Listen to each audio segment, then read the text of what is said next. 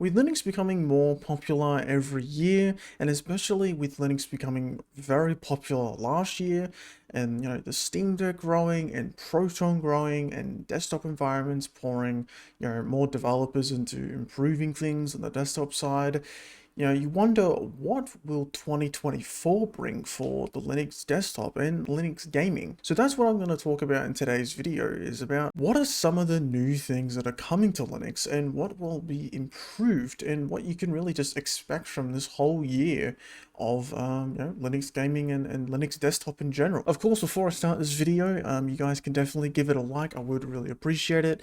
And if you want to, you can subscribe to the channel. We're at like close to 2.4k subs, I think, or 2.3, something like that, 2.35, something around like that. So if you guys want to subscribe to the channel, you definitely can. Now, one of the first things that I would say that are coming out very soon for 2024 is the KDE team working on Plasma 6. So this release will be coming out in February. Can't remember the specific date, but it will be out in February, and the release candidate 1 should be coming out today as well. So if you're running, a beta version of some distro or whatever that offers the KDE Plasma 6 desktop, you'll get that update today. So I'm waiting for it on KDE Neon Unstable.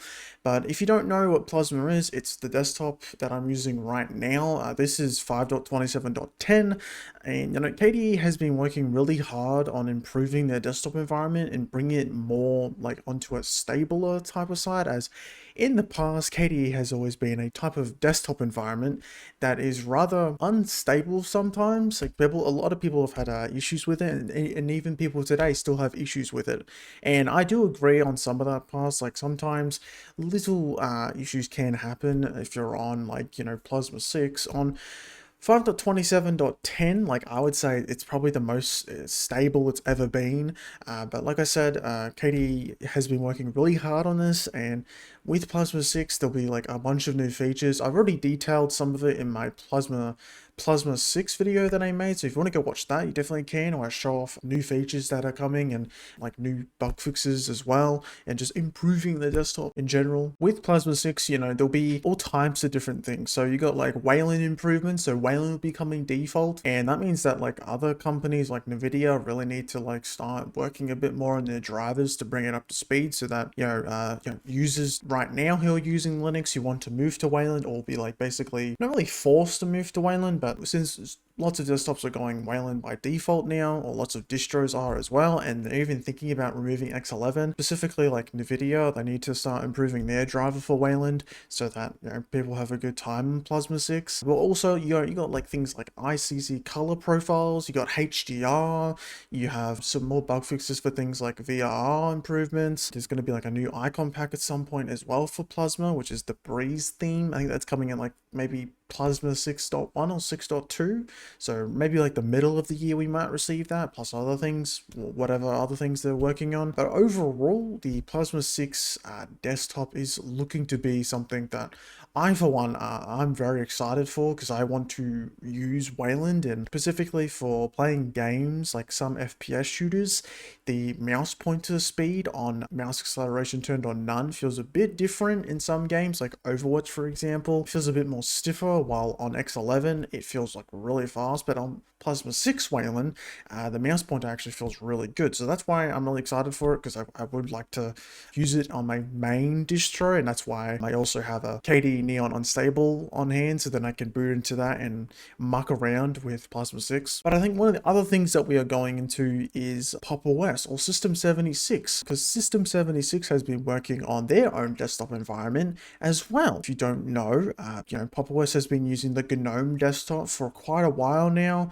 on their Pop! OS Linux distribution. It's a great distribution. I've used it plenty of times, and it's a very customized GNOME, and right now they're stuck on like GNOME 42, I think they're on right now, and they've been building their own desktop instead. So the desktop environment that they are building, it's called Cosmic, and that's like basically what their theme is being called, and they decided to call it desktop as well. So it's built on Rust, and I've tried it out a couple times. You can actually try it right now on the Cosmic Epoch GitHub repository. So if you go to that, you can learn how to build it, or if you're on like Arch or something, you can just grab it from the AUR and build it through that. that way, and then you can instantly start using it. And that will be coming out hopefully like maybe May or late April, and there might be some betas that will come out as well. As right now Cosmic is in alpha at the moment, but the whole premises is that, you know, the System 76 team, they're trying to get away from the GNOME desktop environment because they want to do their own things,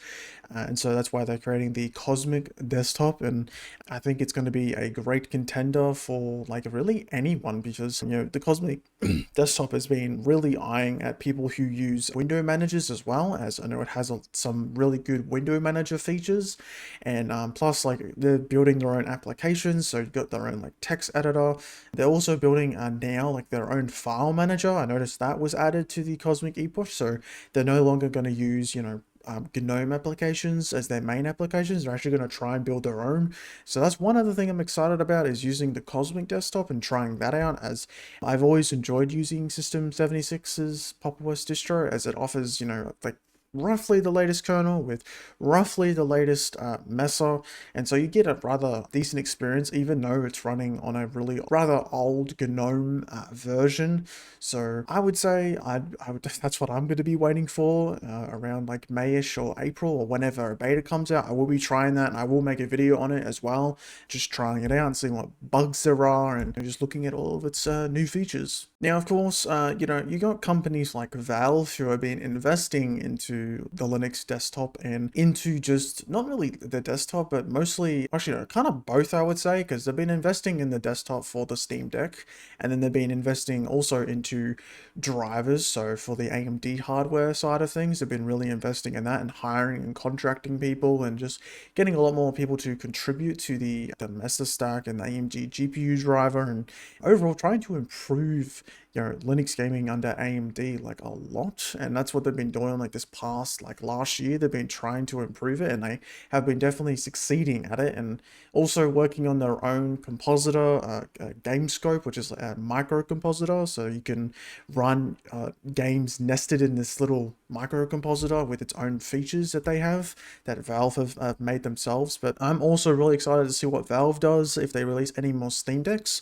If the Steam Deck 2 maybe comes out at some point, that would be really cool. But overall, I think Valve are going to continue to improve lots of different drivers. Like with Mesa, they're still improving it right now, trying to even improve like newer hardware, like 7000 series. I've seen some posts from Phoronix about Valve improving, you know, 7000 series GPUs and newer, which is quite insane. Is they don't even use RDNA 3 hardware on the Steam Deck, they use RDNA 2.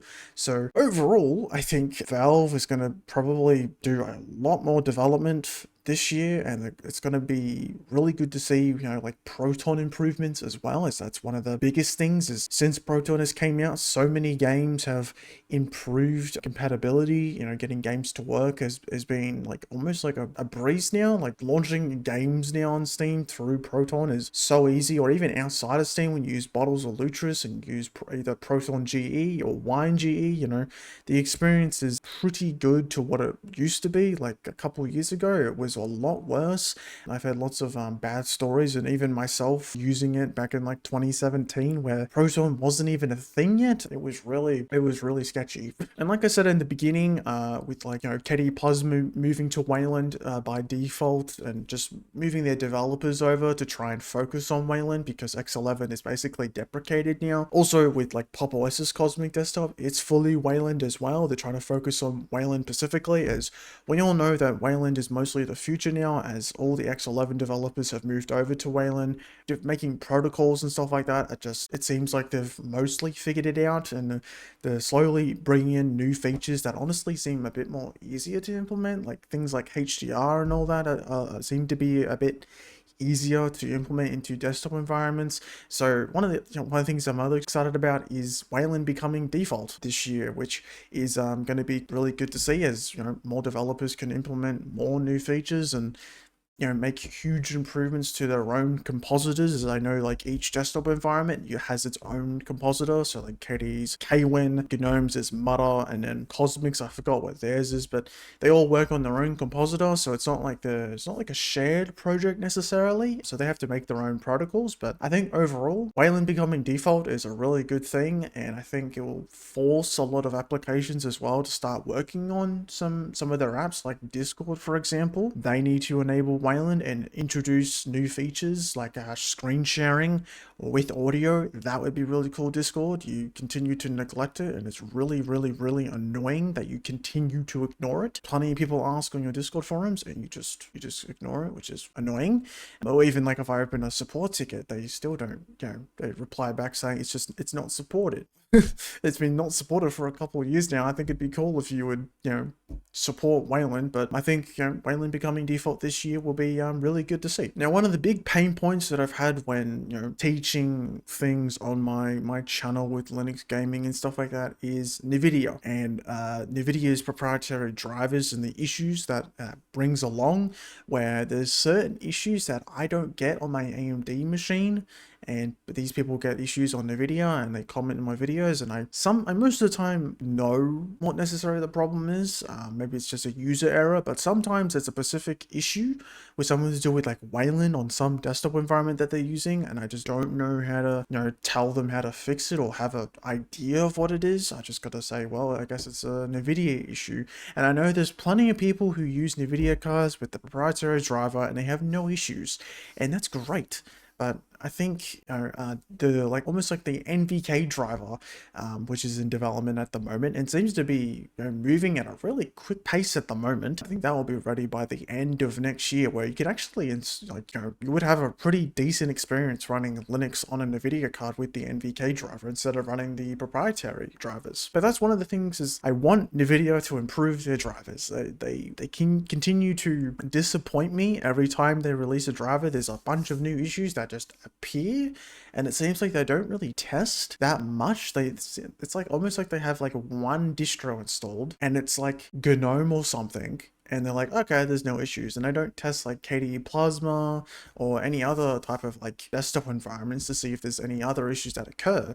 Kind of like with Nobora, including the 545 driver, and it had some issues with the explicit sync patches that they applied, so they had to revert back to the 535 driver. And I saw the 545 driver changelog, and I was really impressed of like how many things that were being implemented on the Nvidia driver. But then as soon as it came out, all these issues started coming out. So I hope that Nvidia, this year in particular, they try to improve their drivers, and they try to try and catch up to the performance and stability of AMD drivers. Even though I know that some people have like older AMD cards and they have issues, like the RX like 500 series and 600 series cards, there's some issues on there, and same with Vega, there's some issues. But on RDNA 2 and RDNA 3, you're mostly like fine now. Even on RDNA 3 with a recent Linux kernel 6.7 release, AMD cards are pretty damn good. And same with Intel Arc GPUs that have came out, and Intel maturing that and creating their XE driver. I know they're working on that to get rid of the i9-15 driver or whatever it's called, and that seems to be improving like so much.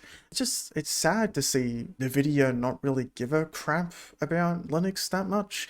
The slow releases and the slow beta driver releases, it just seems like they should try and work on it this year. And that, what I mentioned before, was the NVK driver. So the developers over at like Novu, and I think just like a particular team for the NVK driver, have been working on an open source driver that will be using things like Mesa, so similar to what AMD and Intel use. And it seems like the performance has been a really big uplift for the NVK driver with the recent GSP enabled thing, whatever it's called. That seems to improve performance a lot. And I think this year in particular, like NVK will become pretty decent, where you could run it for the majority, and you may have some little issue with some games maybe, but I think overall NVK driver is going to be really good this year, and I hope that they work really hard on it, so then Linux users that run Nvidia don't have to switch to AMD and spend another $500 to $600 just to get a new GPU just so they can run Linux. That's kind of dumb, I would say. So that's what I hope for the NVK driver this year. With the AMD GPU driver, I was just talking about that before. That's another thing that I'm really excited about, is just the improvements of the AMD GPU driver on Linux has been insane over the last year. There's been so many improvements that thanks to Valve for contributing and getting contracts to people to actually work on the project, and all the other contributors working on the project has been really good to see. Things like the GPL being enabled, ray tracing being enabled by default, the improvements for ray tracing as well. More improvements recently with Mesa 24 that improve games without ray tracing and with ray tracing, huge improvements. If you look at my community post, I did post about that particular patch set that was merged into Mesa, and the improvements are crazy. It's honestly really good to see that I think AMD, Valve, other contributors probably Proton developers as well even are trying to improve the AMD GPU driver for AMD cards. I think one of the big ones that will be happening is Proton rebasing to Wine 9.0, or just Wine coming out at 9.0 as well, which is going to have Wayland supported natively. So we won't have to go through X Wayland anymore. If you don't know what that means, it's basically that it has to be an X server for your games or Windows to basically run through this translation, or kind of a translation layer, where it goes from X server to Wayland, and that's why they call it X Wayland. So the specific applications like Discord that haven't enabled Wayland by default, though that runs in X Wayland, or if you want browser docs on OBS, you're going to have to enable X Wayland because they haven't updated CEF, or CEF doesn't support browser docs on Wayland, so that's why it's disabled on OBS. And then when it comes to playing games specifically with Wine, like I said, it has to create an X server and it has to go through Wayland, and that brings kind of a performance hit in some games. Most of the time it's pretty negligible, I would say, but with Wayland, with Wine 9.0 coming out this year and the improvements after that with Wayland, Proton will rebase, and that will happen near past middle, or maybe around middle of the year sometime. And that means that basically Wayland will be able to you'll be able to play your games on Wayland natively, instead of having this another translation layer it has to go through to actually play those games. And with one of the most surprising things that I've seen in Flatpak recently is with companies bringing their applications over to Linux. And it's really good to see because over the past couple of years there's been some applications that have not decided to not support Linux, either because of the packaging issue where a specific package may require these dependencies, and then let's say you're running Arch Linux, those dependencies get updated and then that app no longer works because it wanted to use specific dependencies that no longer exist on your system because you have newer ones. So with Flatpak being they're basically solving that issue completely, where it's fully open source and foss, and it's not Snap. We can companies can create an application on Linux and they can have these certain dependencies, and those dependencies won't break because it runs in a sandbox environment. So one of the most surprising things that I saw last year was there was so much software that just appeared out of nowhere in Flatpak or FlatHub, and it's really good to see that apps I don't know, Stremio, for example, promoting FlatHub on their website. Also Skiff coming out of nowhere. I know a bunch of developers decided to partner up with Skiff to make that, even though it's just running through a browser. It's really cool to see. Even things like GPU Screen Recorder, Mission Center from the Vencord developers decided to make a desktop and bring a Flatpak support with that. Even though I'm not running the Flatpak one, I'm running the AUR version of Vencord. But there's a lot of things that have arrived in Flatpak or FlatHub that I think this year in particular there'll be specific applications that will come over, and they will be rather probably really popular applications, even like things like music, for example. So some music applications are starting to come over. If you're really like into making music specifically, like that stuff is starting to come over, and I hope that like Office applications come over, specifically like the Microsoft Office apps, or Adobe applications decide to come over to Linux. That's a big long shot, but it's definitely possible if the Linux desktop market share keeps growing like every year. With it growing like last year, it grew like what 2% or like 1.5%, which is a lot of new people, even though you think like, oh, that's small, but it's actually not. It's like another like million or so new users that have decided to install Linux on their computer and actually run it.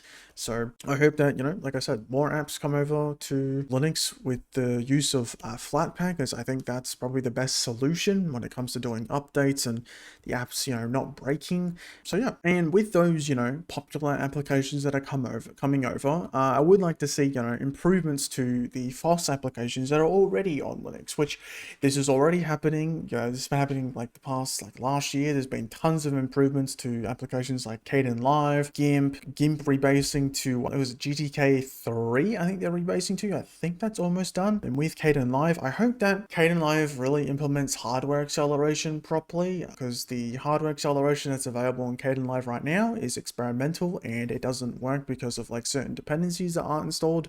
I probably could get it working, but I would like hardware acceleration to be really implemented. So if any KDE developers are watching this video, please improve KDENLIVE with hardware acceleration specifically, because a recent video that I did last week, which was the Nobora one, by the end of my editing, I had I think it was an hour worth of footage, and I snipped it up. Basically, the CPU acceleration, when you go through the timeline, it was starting to stutter heavily and freeze, where it was becoming really hard to get to the end of the video because of all the cuts that I made. And so what ended up happening was I was able to complete it, but it was just freezing so much. And I have an 8-core 12-thread CPU, and it's just like, I know it's a free application, but if any point, not even this year, maybe next year, if KDENLIVE can implement hardware acceleration like properly, where I can, my AMD GPU can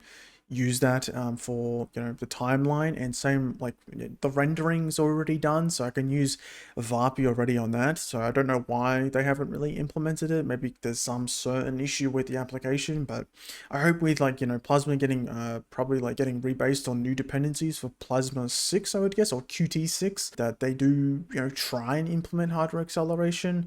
And other applications I'm excited for is Bottles. Bottles is redesigning their application to a new one called Bottles Next, which will have a user-friendly mode and then a advanced friendly mode, and it's going to be based on like I think Electron, which is some controversy, but reading up on it, they seem confident that they can use Electron properly on the application, which is fine as long as the application runs properly and it doesn't take up a huge amount of memory. Then I'm all for it, and I like the design. I'll show up screenshots of what it looks like right now. When the announcement that they did, they showed some screenshots of like designs that they were gonna try and like implement into Bottles Next. And with other things like Heroic and Lutris, there's some other game launches that I am excited to see what they do, what they try and implement. I've seen some interviews of like the Heroic devs talk about what they want to do, and they seem really courageous and think that they can bring in certain features that they set up there on that stage. I can't remember specifically what it was, but I really do hope that these applications continue to be supported, and they continue to improve things, so that when new Linux users come over, they have a really good experience. And probably the final thing that I'm hoping for is that specific games that aren't supported on Linux at the moment do support Linux, not because of the Steam Deck, but because of Linux Desktop. And I know that's another like long shot, because most games that get supported on Linux are actually just trying to support the Steam Deck when actually they're supporting the Linux Desktop as well. But I do hope that games like Destiny 2, Rainbow Six Siege do get supported because those games, they use anti-cheats that do support Proton. So it wouldn't be that hard for them to, support Linux. Same with like the Finals, for example. That's a really popular FPS game that I think they should, support. I've even talked to the Embark developers, hoping that they would bring support, and they said they had some conversations about it a while ago. So I really do hope that like these games, they see what Linux is and they go, they should enable it, and they should not try and ban people for circumventing it. I definitely do think they should enable support, so then I don't have to have a Windows partition anymore. I can just main Linux, and I can just play my games, I can make my videos, I can make my thumbnails, and I can continue to, also like help people on Reddit and other things, and not have to switch between operating systems when I want to play a game with some friends. I know it can be quite, confusing with some of these developers, and some of these developers think that like Linux is not that good, or like the last time they tried Linux was like, a decade ago, and like a decade ago, Linux was not that great on the desktop side, and gaming did not exist a decade ago, really. It was only like native games, and there wasn't that many native games around. Yeah, that's what's one of the main things. I hope that games like Rainbow Six Siege and Destiny 2 and the Finals, and even anti-cheats like EAC and BattleEye even improve further on the Linux desktop to try and get these developers to enable support, because Linux desktop is going to continue to grow, and more apps that come over, the more people are going to move over, and the more pressure these companies will have to actually bring support. Enough of this long rant that I'm doing here. This is probably the end of the video, so if you guys did appreciate this whole talk about what's coming in Linux in 2024, definitely give it a like, subscribe to the channel. Thank you for all my supporters as well. If you want to become a supporter, you definitely can. It's not really required though. I appreciate just you guys just watching the video and just giving a like, so the algorithm can place my video on people's home pages that they might click on it. So I will see you guys in the next video. Peace.